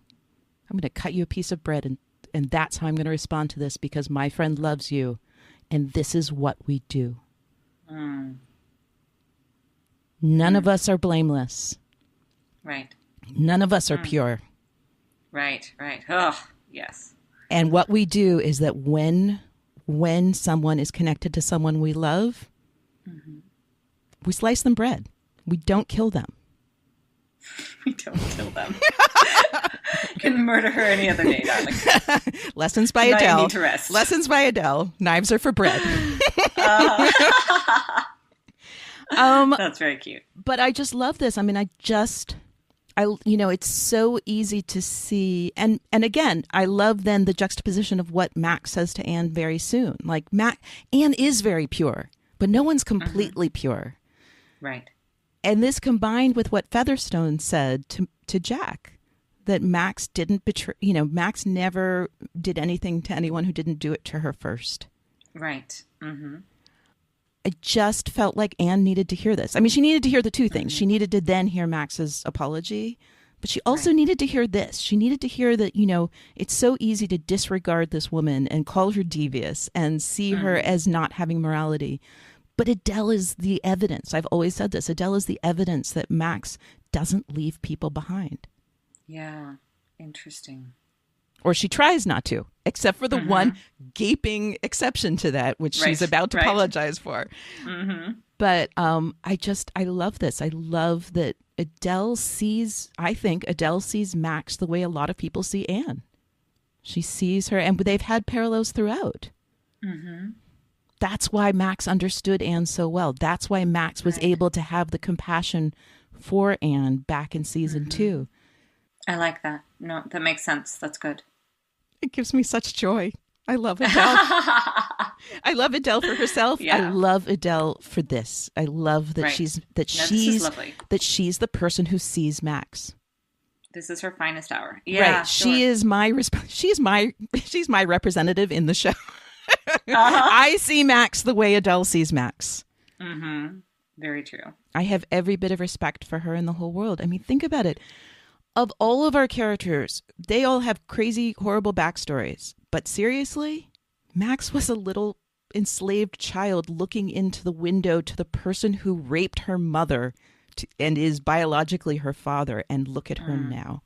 The fact that she has any bit of fight in her, the fact that she manages to have any amount of compassion and trying to share the spoils of bring people along with her, I think is just is such nobility. Yeah. No, I you don't have to fight for T-Max for me. No, I know. Yeah. I just feel the need to say it all. No, that's okay. Because it moves me so much. It moves me to such an extent. And then, right, now we're going to get into Max and Grandma Guthrie and the choices she makes now. Now, this is beautiful. Yeah, this was another kind of... we had the two lovely moments that paid tribute, I suppose, to Eleanor. Yes. The folding of the clothes that Hudson had. Yep. And then this lovely fantasy that we hear from Grandma Guthrie about wanting to walk the Charles with Eleanor and show her what a woman can do in this world. And we just said that we wanted to see what Eleanor could have done with her grandma teaching her and leading her. Yep. And she's so smart and fierce and loving her. Right. She would have loved her, I think. She would have loved her dearly. And having, had Eleanor had the opportunity to have someone teach her how to wear the crown. Yes. And the corset. Right. No, but these are the things that Maddie did have. I mean, she didn't have a corset, but she had a mentor. Right. But you know, like making, yes, having a mentor that taught her. Yeah, because of course, I mean, Eleanor's and Maddie's situations were widely different. Yep. Yes, but. Right. But in this case, yes, part of it, because it would have been within civilization, is to wear the crown and the corset. Part of it is to. Yep. How was it that Eleanor put it? Because it was like something like a contort myself. Right. And that's part of what Grandma Guthrie is about to ask Max to do. Absolutely. Yeah, it's what she's done. Right. We find out it's really the only way so clear. Available to women. Right. Certainly within society. It's the only way available to them. Okay, before we get there though, I want to talk a little bit about the beginning of their conversation when Grandma Guthrie shows Max the pirates. Oh, yeah. And absolutely. says, basically, Philadelphia is growing. It will soon be the biggest port outside of London. Where will the pirates be? And Max knows exactly where the pirates will be. And she knows why they'll be there. And she says, there's theft everywhere. Oh, there will be theft, but everyone benefits. And this is in direct contrast to what Rogers is doing. That Soames says you are responsible for commerce, for making things work again here. But Rogers is so focused on obliterating the pirates, when someone who obviously truly understands how things work within civilization is someone who says the pirates are going to always be there because the powers that be benefit from them as well. Right. And so, this is how Max was going to rule and is promising. This was kind of the last test, I think, for Grandma Guthrie, is that she needed to see that Max understood how things work. Right. The actual symbiotic relationship between civilization and that civilization, piracy, I suppose. Yeah, exactly. I mean, this is something to this day. I mean, this is, Yep. This is in our culture. This is in the way the world works. And that is what civilization is. It's not pure. I mean, that we definitely know. But it shows Grandma Guthrie a few things, that Max would be a good leader because she understands that you don't have to. You have to go drown the cat. Yes. But you're not going to change people's nature. You just have to. You have to drown the thing that's going to create the vicious cycle. The cycle. But that doesn't mean you're going to change all the people's nature who were in the cycle. Right. And this was exactly the same sort of thing. This is why Rogers is also doomed to fail on some level, because he's so focused on this extreme, on an all or nothing approach. And this is part of why Max has always been, he's definitely not a representative of quiet power. No. No. I mean, he's like the noisiest power we've had. Yes, he's cannon fire. Right. He's whatever, 12 Spanish men 12 Spanish galleons and razing cities to the ground. Yes. So I love that. And then, they get into the speech. And then at the end of the talk, I love it. And she says, the wrong river and the wrong woman but this is as close to fantasy. Oh, that this close to one's fantasy is something. And this is it. Like, she's basically offering to be Max's family, something Max never had. I mean, the offer she's making to Max is so huge. I also love that at the end of this part where they're on the wharf, she says, so assume that we're now partners. And then she says, all we need to know now is who will lead the venture. And the first time I watched it, because I'm so embedded in NASA and the way and women running things, I thought she meant between the two of them, like which one of us is actually going to be in charge. I totally thought that's what she meant before we go to that library and then we see them, picking out men. Right. It was so funny, and I laughed at myself. She is right. This is the only way to actually do it. But you're right. In NASA, we just have this, the concept. Well, what was it that Woodes Rogers said that the pirates were trying to do is to make civilization to where it just ceases to function. Right. Yeah, it just doesn't function in NASA like it does here. Right. And one of the main things we know about how civilization functions is that the only power women have is hidden power, is the power that they, that this is exactly how women's power is brokered, but it's a very flawed power because you can pick, the most innocuous man, but he still has all of the legal power over the woman. He still does. Yep. Absolutely. Right. It just takes somebody else catching his ear. Exactly. Okay.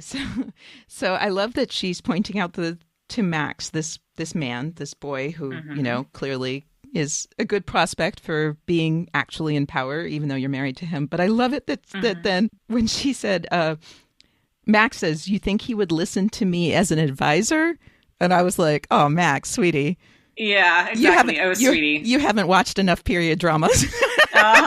We know how this works. Yeah, Liz and I know how this works. But Max does not know how that works. She figures it out quickly. Yes. But I love that she asked that question because I was like, oh, you don't know why this woman has brought you here. Yeah. Oh. I know. I feel like the conversation they have is so interesting in terms of the choices Max needs to make, but I think it's also very interesting in terms, I feel like Grandma Guthrie's showing us possibly what happened with her. I feel like she might be kind of talking about both of them. So she says, she talks. Certainly. First of all, can I bring up something? Sorry. Sure. When they're on the wharf, she says, how well did you know my granddaughter? And then she says, I know things about NASA and I knew some things about my granddaughter. And here she talks about how Max that her quote unquote obligations, that there are many ways her future husband could find satisfaction, and that she would have as much freedom as she desires. Do we think Grandma Guthrie knows about Eleanor's sexuality and possibly Max's? Or is this possibly? Yeah. I think she knows for a fact that Max was enslaved and then a prostitute. Right. Beyond that, I'm not sure if she knows or if it's important. It was just interesting to me. It was just very interesting the way, Grandma Guthrie's demeanor when she's proposing all of this just had a kind of I don't know. A sense of knowing to it. Yeah, exactly. I mean, again, she could say this to any woman because strategic pairing doesn't mean you want to have sex with the man. Right. Whether you're gay or whether you're straight. And I think a lot of women ended up in marriages back then where they were just like, okay, I'm doing this thing and let's just hope he doesn't need much of me. Even if they weren't gay. But yeah, I just felt the way she said it was really interesting. Sorry, I totally interrupted you because I was just really fascinated with the idea that maybe she knew that Eleanor was whatever we're going to describe Eleanor's sexuality as. Bi, I suppose. Yeah. No, it did remind me though when she talked about I can't imagine what all you've gone through, the sacrifices and the defeats and losing your sense of self. I was suddenly just viscerally reminded of Max on the beach in season 1 and just everything that she really did go through, even that we witnessed. Yeah. Oof. And remember when she was in that tent, when the ranger crew was raping her on a regular basis. Remember we talked about how she still, when she was trying to convince them to let her service them instead of being raped by Right. them, how she just took that like sheet or piece of fabric or whatever and arranged herself, like even in the state she was in, that she arranged herself so beautifully and trying to still be alluring and all of that. And that's what it reminded me of, was just that she, Grandma Guthrie here does not know the specifics, I'm sure. Right. But, sometimes your imagination can lead you to all sorts of places. And I love that Grandma Guthrie recognizes this about Max. Right. And recognizes it as a sacrifice, not just as just like, oh, you're so powerful and I respect you, but just saying, I recognize what this has cost you. Yeah. Which is different. And it's not victimizing. Like she doesn't, there's no way that she sees Max as a victim, obviously. But I love that she's recognizing the power and the sacrifice at the same time. Do you see what I'm saying? Yeah, I do. I really liked that. And again, I feel... No, it's a beautiful scene. Yeah, it's truly beautiful. But I feel like Grandma Guthrie is probably speaking, I mean, not in as extreme cases, but I think she's to some extent speaking of herself as well. She also married possibly... Right. Right. So she... And also someone who she obviously, what she described as not, I don't think she used the word cruel, but there was something like that, like his rage. His rage. Yeah. Mm-hmm. So she's also sacrificed and probably also had to maintain illusions at a cost to herself. So I like the recognition in that as well. Like the whole idea of like having a younger woman that she could show what a woman can do. Yes. Mm-hmm. And the ways that it has to be done in society, in civilization. Right. Mm-hmm. But it's interesting then, because then she, they're talking about possibly marrying this man, or she says, we can find another one, although this one solves a lot of our problems. Mm-hmm. And then she says, I'm the gate to make the dream you have built real. The toll is small, but it must be paid. Yes. So the toll must be paid within civilization. You see what I'm saying? Like, sure. Is like Max could still have some plan for, I don't know. I can't see after not taking this offer, Max going back to Nassau. I can't see that. Who knows? We don't know. But I'm just saying this was, Max's whole thing to Jack about you can't fight civilization from without. So she's saying, I will fight from within. Oh, this was her opportunity. This really is. This is her golden opportunity. But the cost of fighting from within is that you have to pay this. She had to pay this price because she's a woman. Right. Okay, so can we just make one little skip and continue talking about Max, and then we'll talk about the pirate stuff at the very end, because there is the scene between Silver and Hans before. But let's talk about Max and Anne in the snow. Sure, you go ahead, because again, this is one. It surprised me. I did not think that she was going to make that decision so quickly. I'm not surprised that she made the decision that she did. Just that she made it so quickly. And again, I'm not that moved by Max and Anne. I'm sorry. Right. No, it's okay. Go ahead. Well, it's very sweet. They're holding hands. Yay. But I would much rather, if I was going to watch, there's only 2 episodes left, so it doesn't matter as much. If I knew there was going to be a 5th season, I'd be like, are you kidding me? I want to see Max as the fucking governor's wife of Nassau. Right. This is what I want to see. We're running the whole show.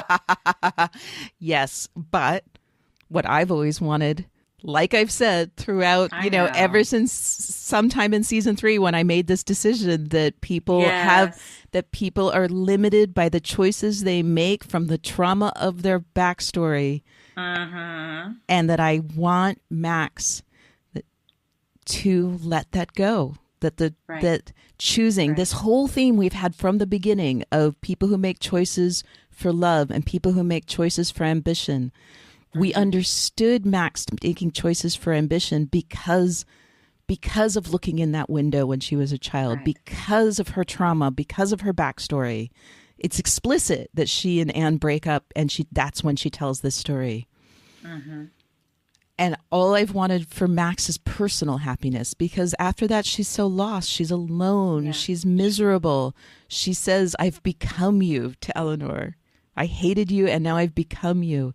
The thing I have wanted, again, I don't know what this means for her prospects or her material well-being, but for her, for her inner happiness, the thing I wanted for Max was to understand that she can let go, that she can let go of the ambition and finally integrate the parts of herself and not be motivated by the trauma of her childhood. And I feel like Jack just did that also by choosing Anne, and Max is now doing it by choosing Anne. And I love her speech about learning from Eleanor, that she was dazzled by Eleanor and her strength, and that she, as a lover, she learned from her choices, and as a rival, she learned from her mistakes. And even when, as we knew, Max had surpassed Eleanor and was so much smarter and so much more effective, she had one lesson to learn still. And that was to let it go for the sake of what's really important. And she finally apologized. I mean, she finally truly apologized. Yes. No sorry, not sorry, but actual apology. Yes. Right. And it's a beautiful apology. I mean, first of all, she honors Anne and says, "You are the bravest person I know, the truest person I know," which is such a beautiful description of Anne. And then she says that her betrayal sickens her. And she says, "I'm sorry for working so hard to protect the wrong things." Yes. And that was the thing she needed to say. This is the moment that Max did the thing I've wanted her to do. And I'm so afraid for her now. Yes. Oh, no. Yeah. We'll see, though. We'll see. We'll see. Yeah, we'll historically see. speaking, this has gone poorly. Yes, right. Yes. We have had, thank you, Alistair Stevens, this theory that seems to be coming true, that when people integrate their sides, right, when they find their truest selves, this is really dangerous to them. But it was for Eleanor. We don't know yet for Jack. But I think Jack did the same thing when he chose Anne over his, pirate famousness and the memory of Charles Vane. He did the same thing. So we have a really interesting thing. Okay, we are actually seeing people put aside their childhood traumas that propelled them to make bad choices, or bad choices in my eyes, I guess. We're seeing love win out over ambition. Fascinating. In a story where people are so manipulative and is so much about politics. We're also now seeing a trend of choosing Anne, for Jack and for Max. Actually, the thing that represents their best selves is choosing Anne. Oh, that is interesting. Isn't that interesting? I love this idea of Anne symbolizing the bravest person, the truest person.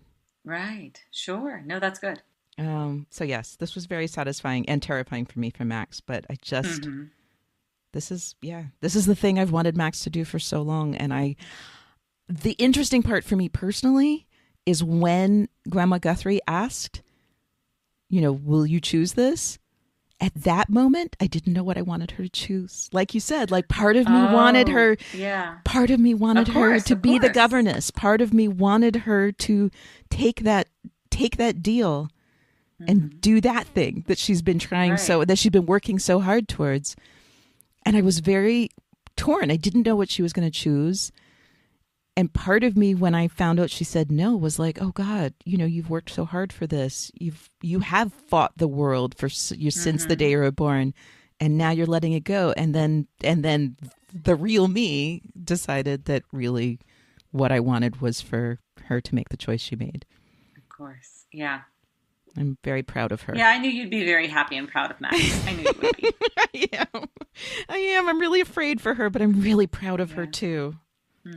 All right, so let's talk about the last bit. I feel like we've talked about it a lot already, but we have the story about Skeleton Island. Which is a great story. Again, Flint just / Toby Stevens, such a wonderful storyteller. Right. So so we have Silver and Hans having their conversation. Yeah. And Silver's defense of Flint to Hans, knowing where this episode was going to end, was painful to watch. The second time. Again, the second time around was painful. Don't. Beautiful. Don't know for sure. You're absolutely right. Know actually where it's going. I totally trust Flint and Silver over Silver Hans. Also, I don't understand why Hans is just so loyal to Silver. Again, unless it's just part of his personality. Well, or he has his own agenda. Remember, I'm going to keep reminding you of the way he saw Teach. I think Hans sees kings as tools. I really believe this. Okay. Like, it's very possible that he's just Mr. Loyal Guy, and I've been misreading him and being, mistrustful of him this whole time. But he talked about himself breaking that cord and Teach being his backup. Like, interesting. I think that Hans, he wants at the very least to be the puppet master behind the king, but he might. Right. Yeah, I don't know. Or he's just like a really loyal guy, and that's possible too, and I'm just reading it wrong. I love that Silver, when Hans, so many lies. He says so many lies again, which is what he said in the very beginning when he was talking to Silver, and Silver figured out that he was talking about Teach's lies. Oh, he says again, so many lies. I love that Silver's like, okay, wait, let me be super clear here. I don't want you to do any murdering, because I love this, because that's a callback to season 2 where oh shoot, I've forgotten his name. Where his one I remember though. His one guy kills the other guy, and Silver's like, there's no hidden message here. Seriously, no killing. I learned my lesson.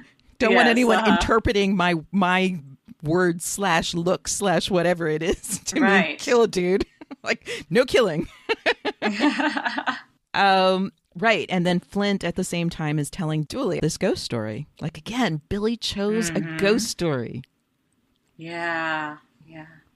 Billy's super good at ghost stories, but he chose this island for all of them. Billy chose a ghost story, and Flint's riffing off of that ghost story for his own purposes. Yeah. Well, and he's right, because he recognizes why Billy chose this. Yes, exactly. Yeah, which is great. Yes. And also I have to say, I don't care about a voice saying stay away. That island is effing gorgeous, and I want to move there.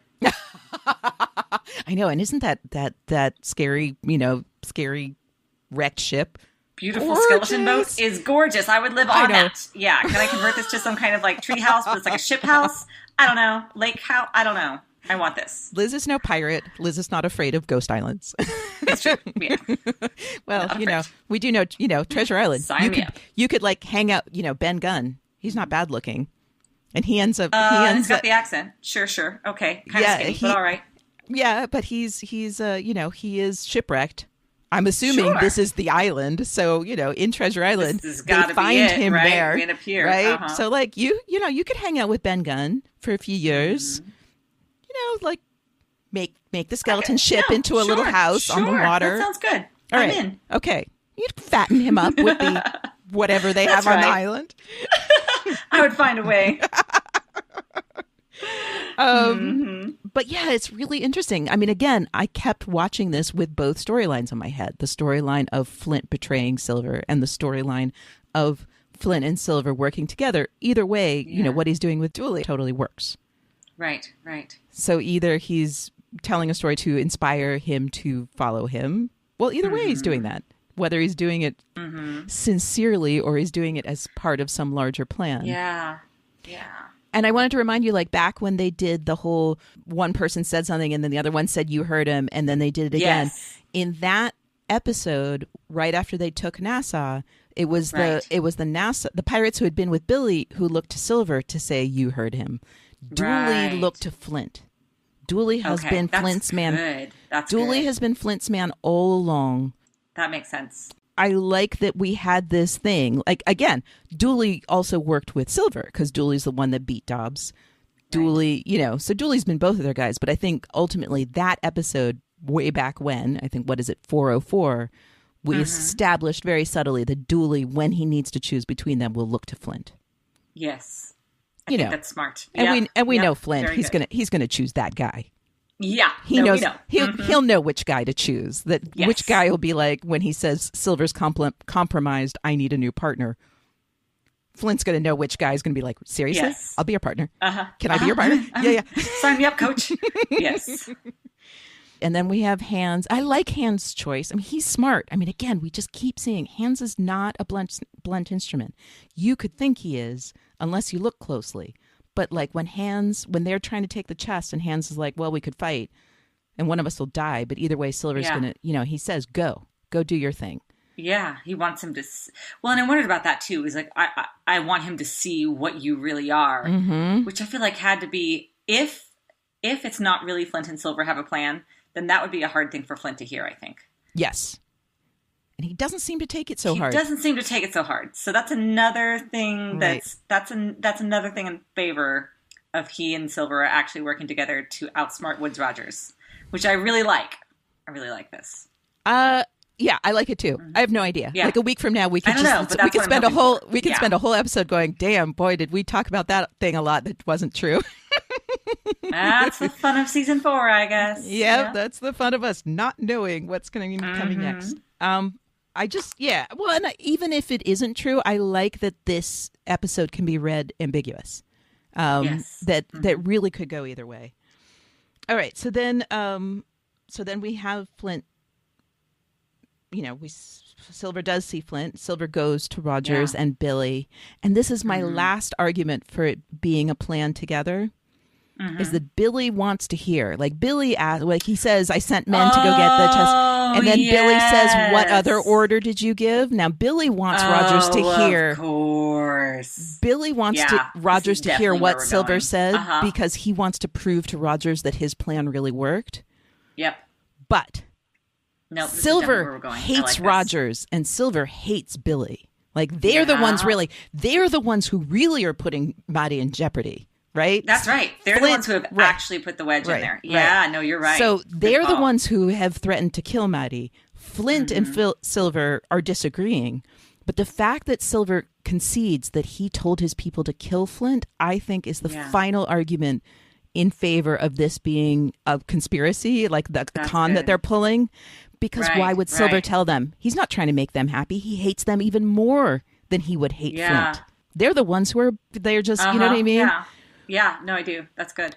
So why would he concede that? Why would he do it? Billy wants to hear it, and Silver knows that Billy wants to hear it. And that's why he sent, Hans and Joji and the ones that Billy would know would be the 6 guys. Right. Like, he didn't send the B team. Right. Okay. It's a good theory. I like it. There's a really good argument for it not being true. There's really good argument for just, like, things falling apart as well. Silver's just distraught. Sure. Yep. It could happen. Yep. Yeah. So that makes it, I think that makes it more fun. Like, I think, we just don't know. Like, things are very up in the air right now. Things are very up in the air. We don't know what Max's next move is going to be. It's going to be something smart. We don't, and also, like, the Jack factor. Like, Jack's too smart to just try to go somewhere and kill Flint. Yes. I'm sure that Jack also has some plan. Something, of course. Right? I mean, in what world does Jack just go try to kill a guy? Yeah, of course. Yeah, no, that's right. Right? That'll be interesting to watch unfold too. Right. So I just feel like there's just this was the episode of like such beauty combined with like throwing every ball up in the air and we don't know where they're going to land. Right. And I love it. I love it. I think I can this is my favorite episode of this season so far. Yeah, no, I think mine too. Maybe. No, I don't know. I really liked 407. Was it just 7? That can't be right. No, 406. Where did we lose Eleanor? 406? 406, yeah. Yeah. That was also a great episode. I think is still my favorite. I really love 406. Yep, you're right. But this is good too. This is really good. No, I think this is still my favorite. Yeah, that episode's really, yep.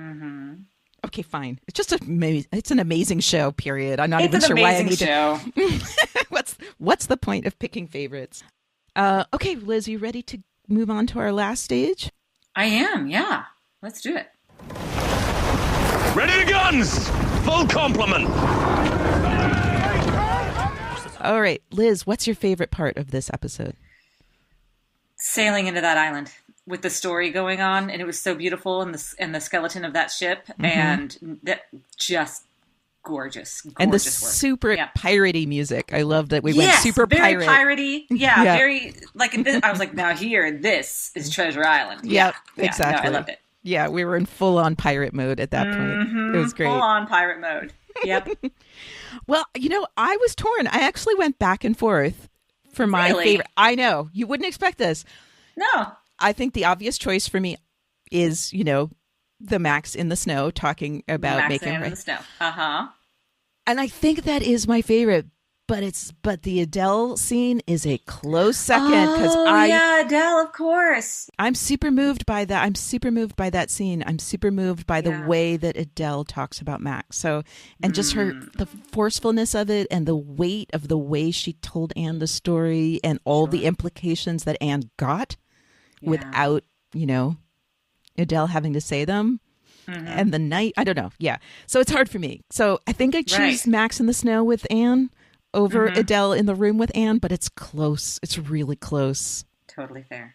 I like that. All right. Let's move on to our game. Well, what we decided. Drowning the cat, right? Right. Any version of that, what you have to do is drown the cat. Yes. Right. We made it super broad. So it was like whether it was Grandma Guthrie's talking about it or Max, like pretty much that's that whole theme of vicious cycle cycle cat drowning.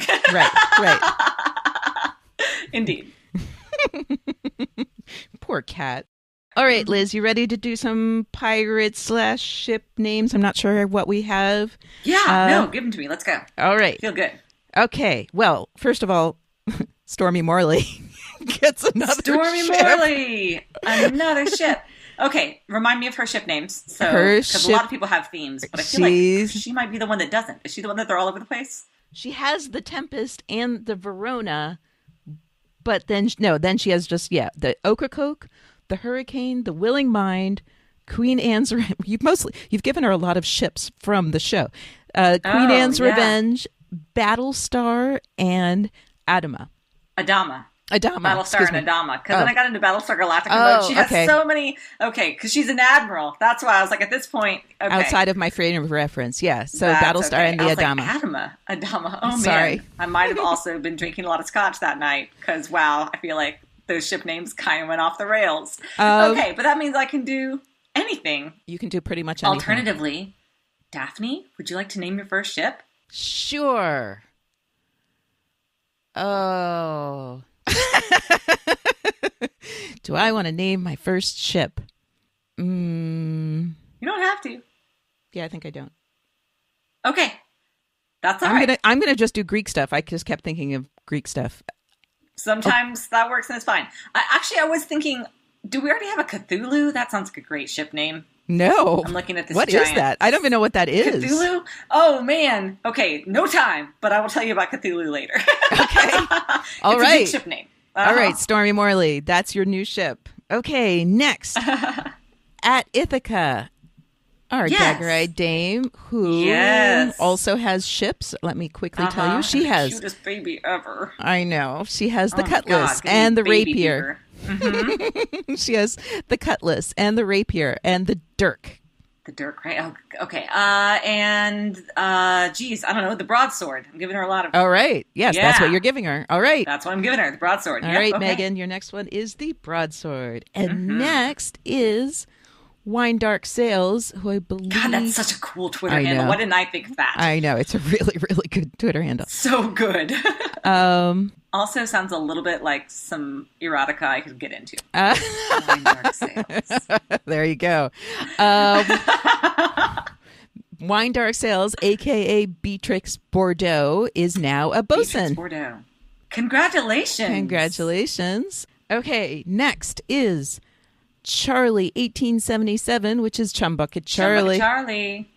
Also very good at this game, has sea creatures. She has the sea urchin, the marlin, the hammerhead, the nautilus, the brittle star, and the great white. Oh, yeah, that's good. Okay, so now we'll give her... Oh, I want to do it. Oh, wait, you did the hammerhead. Oh, good. No, go ahead. Shoot, but I wanted to do one you've already done. We're going to give her the manta. The manta. Okay, good. I like that. Way to go, Daphne. See, you're good. I named a ship. Yay! Woohoo! Okay, next is... Oh, I think she's new. I don't know how to pronounce this, but I'm going to do my best. At Nicole Vigneault is our newest pirate. Congratulations. All right, so a pirate name. That sounded vaguely French to me. So we're going to go with a French pirate name. Okay, I think I've got it. French pirate name, Killer Colette. Oh, I love that. Okay. I think I like that. That's pretty good. Well, I do like the alliteration. I like hard K sounds. Welcome, Killer Colette. That's excellent. All right. So, yeah, that was last week's thesis game. We will announce you'll have until Thursday to tell us the thesis statement for episode 36. Oh, my goodness. I was going to say, because we're going up on 409, but I couldn't tell you what it actually is in the Roman numerals right now. Episode 36. So, 36. Okay. Yeah. So you'll have until Thursday, end of day, my time, Eastern Standard Time in the U.S., to tell us your thesis statement that we will announce in the next episode. And other things that are coming up are we will release the Lucas Etlin episode soon, which I think I said already. So, yeah, until then, you can go to our website, which is commonroomradio.com, to find links to buy awesome Fathoms Deep merchandise, T-shirts, and jewelry. Goodness, and we're in the home stretch. And definitely, you know what? Everyone tweet your opinions about what's going on with Flint and Silver. I really want to hear. So this week... Oh, yeah. Everyone so go ahead and tweet... give us a prediction. Yeah. You won't win anything, but we're curious. Yeah, we're just really curious how everyone is reading this situation. Are they doing a long con, or are Flint and Silver actually at odds? Or some combination. No hashtag, just tweet at us stuff, and we're just super curious what you're thinking about what's going on there. Tell us if you think there's any grounds for what we've been saying. We're so interested. Okay, well, thanks everybody for listening. Until next time, from Common Room Radio, I'm Liz Stevens. And I'm Daphne Olive.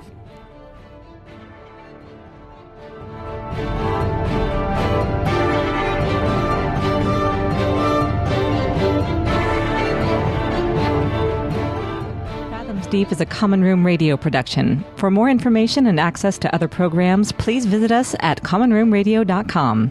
To show your support, pledges of as little as $1 a month can be made to patreon.com/commonroomradio.